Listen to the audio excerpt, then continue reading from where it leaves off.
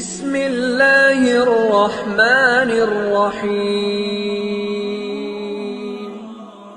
مفتی راشد قاسمی کے چینل کو سبسکرائب کریں، ویڈیو کو لائک شیئر کریں، شکریہ۔ کیا مرد اور عورتوں کی نماز کے اندر کچھ فرق ہے یا نہیں؟ کیا عورتیں بھی مردوں کی طرح نماز پڑھیں گی یا عورتوں کی نماز کے اندر کچھ فرق ہے؟ چلیے میں آپ کو بتاتا ہوں۔ مرد اور عورتوں کی نماز کے اندر 6 فرق ہیں۔ سب سے پہلا فرق یہ ہے کہ تکبیر تحریمہ کے وقت مرد اپنے کانوں تک ہاتھ اٹھائے گا اور عورت اپنے کاندھے تک ہاتھ اٹھائے گی۔ یعنی جب نیت باندھیں گے تو اس طریقے سے مرد اپنے کانوں تک ہاتھ اٹھائے اور عورت اپنے کاندھے تک ہاتھ اٹھائے۔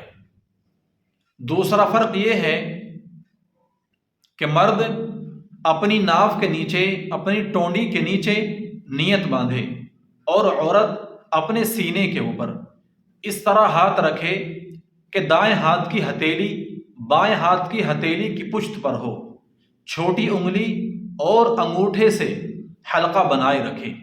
یعنی دایاں ہاتھ بولتے ہیں سیدھے ہاتھ کو، سیدھا ہاتھ ہم الٹے ہاتھ کے اوپر اس طریقے سے رکھیں گے، یہ انگوٹھا اور یہ کنکی انگلی، ان دونوں کو ہم اس طریقے سے کریں گے اور ان کا حلقہ بنائیں گے اس طریقے سے، اور اس طریقے سے سینے کے اوپر نیت باندھ لیں گے۔ تیسرا فرق یہ ہے کہ مرد رکوع میں اس طرح جھکے کہ سر، سرین اور پیٹ یہ تینوں چیزیں بالکل برابر ہو جائیں، اور عورتیں صرف اتنا جھکیں کہ گھٹنوں تک ہاتھ پہنچ جائے۔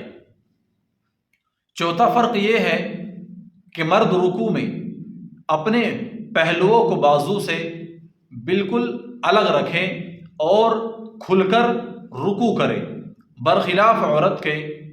عورت رکوع میں اپنے پہلوؤں کو خوب ملا لے، اپنی بغل سے خوب ملا لے اور دونوں پیروں کے ٹخنوں کو ملا دے، جتنا ہو سکے اتنا سمٹ جائے، اتنا سکڑ جائے۔ پانچواں فرق یہ ہے کہ عورتیں سجدے میں مردوں کی بنسبت پیٹ کو رانوں سے، بازوؤں کو بغل سے ملا ہوا رکھیں اور دونوں پیروں کو داہنی طرف نکال کر یعنی سیدھی طرف نکال کر خوب سمٹ کر سجدہ کریں۔